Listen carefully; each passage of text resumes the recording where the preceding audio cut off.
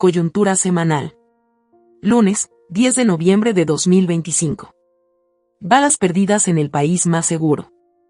Si algo fue utilizado hasta el hartazgo por la dictadura salvadoreña como propaganda para justificar su existencia como sistema político autocrático, inconstitucional y usurpador del poder del Estado, ha sido su narrativa acerca de garantizar seguridad a la ciudadanía.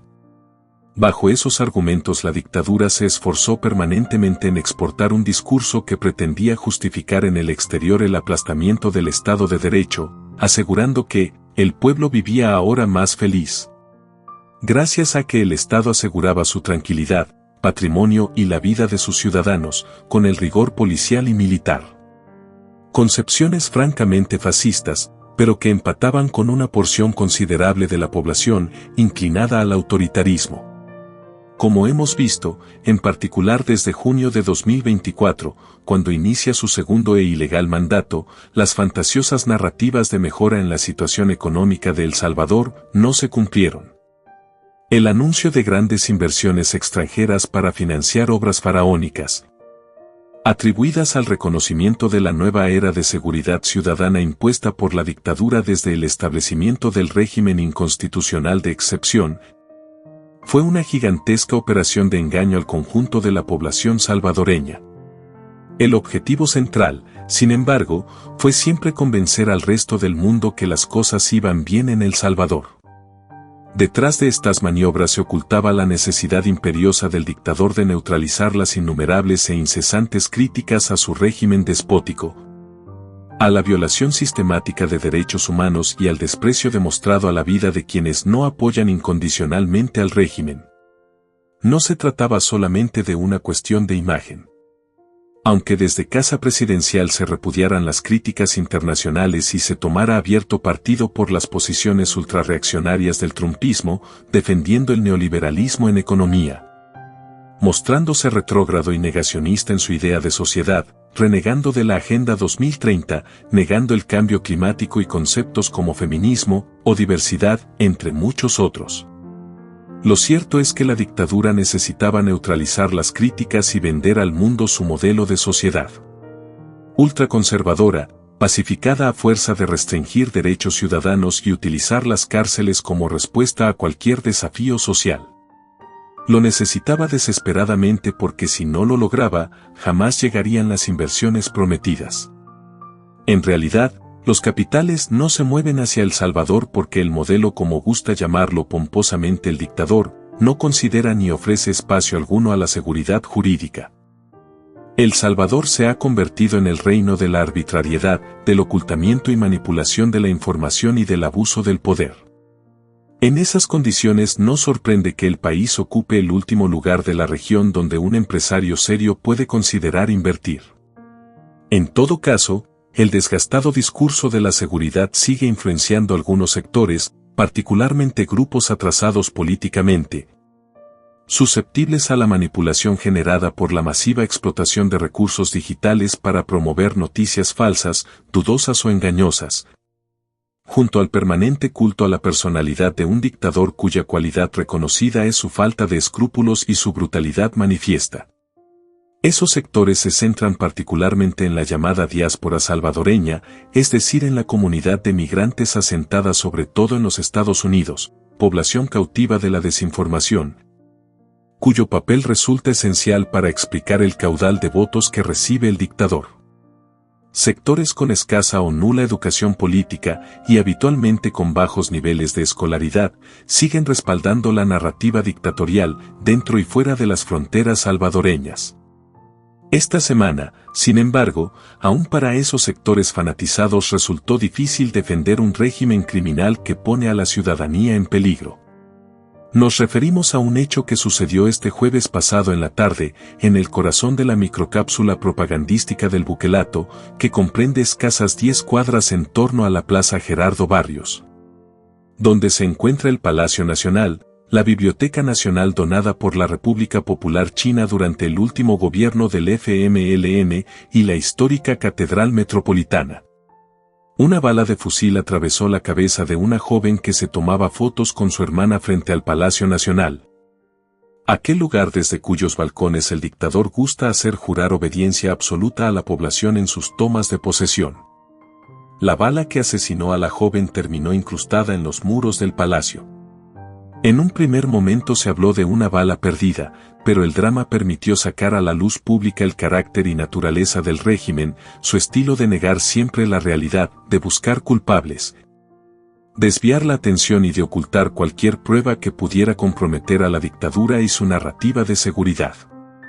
Así actuaron en este caso, y al hacerlo a plena luz del día quedaron expuestos. Tan expuestos que ni siquiera el aparato de troles y bots, reproduciendo mensajes prefabricados en las oficinas de manipulación mediática de Capres, a cargo del mercenario de las comunicaciones, Neto Sanabria, fue suficiente para calmar los ánimos. Ese personaje, respondiendo a la esencia de esta dictadura, no encontró mejor forma de distraer la atención que arrojar basura mediática a la oposición. El secretario de prensa de la presidencia se refirió al fallecimiento de la joven expresando que la pérdida fue resultado de una acción accidental de un militar y envió sus condolencias a la familia.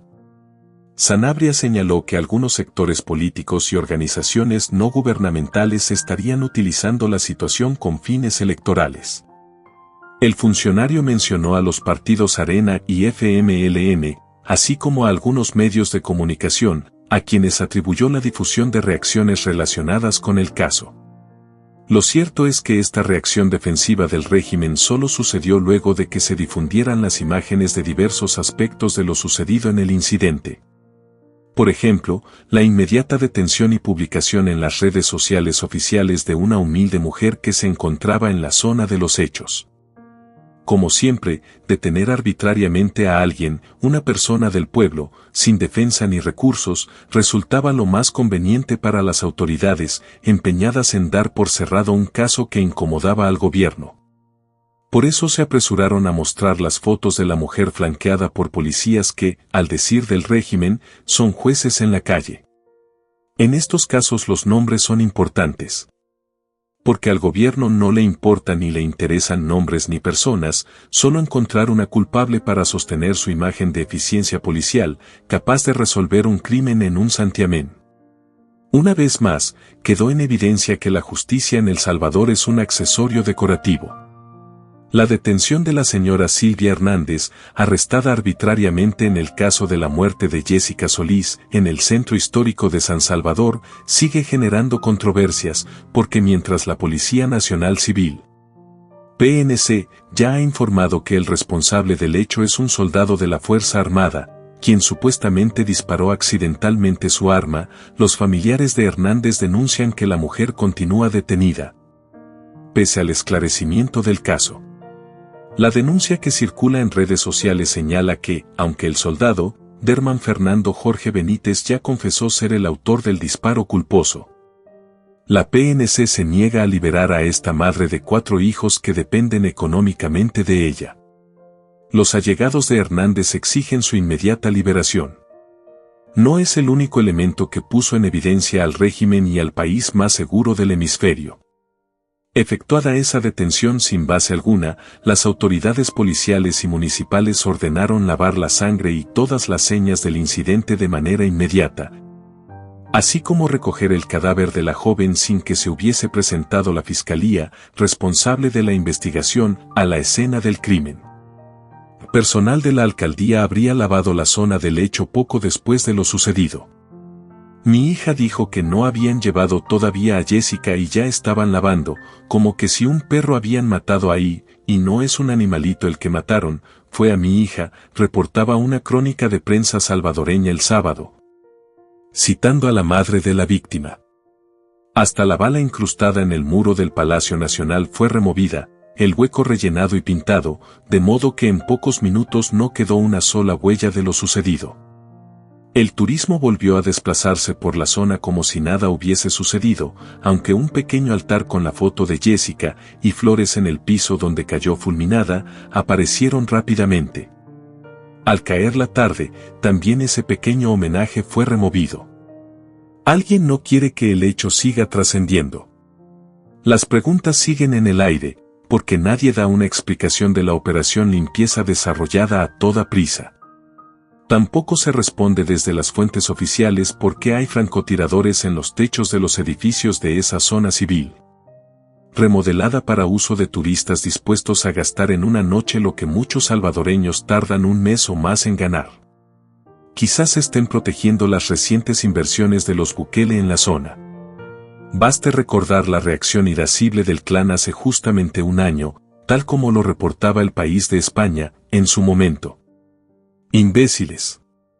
Así llamó el popular presidente salvadoreño Nayib Bukele a los periodistas independientes de El Salvador luego que 2 investigaciones periodísticas revelaran cómo él y 5 miembros más de su familia, sus 3 hermanos, su esposa y su madre, adquirieron 34 nuevas propiedades valoradas en $9 millones durante sus primeros 5 años en el gobierno. Por ahora, parece que el régimen pretende dar por zanjado el asunto, cerrar el caso con la detención de un soldado profesional que alega que accidentalmente se le escapó un disparo. Sin embargo, las preguntas sin respuesta permanecen y la ciudadanía empieza a cuestionar cuál es el precio de la supuesta seguridad que ofrece el minúsculo centro histórico, que requiere hasta de francotiradores para mantener la paz, y por qué se sigue necesitando soldados para llevar adelante tareas de seguridad ciudadana en un país pacificado. Parece que la paz del régimen no incluye asegurar la vida de ciudadanos de a pie, que se aventuren por una zona cada vez más inaccesible y menos amigable con quienes no pueden pagar los precios en las lujosas cafeterías y restaurantes y deben limitarse a caminar por la zona. Por lo visto, esas caminatas pueden conllevar un riesgo mortal.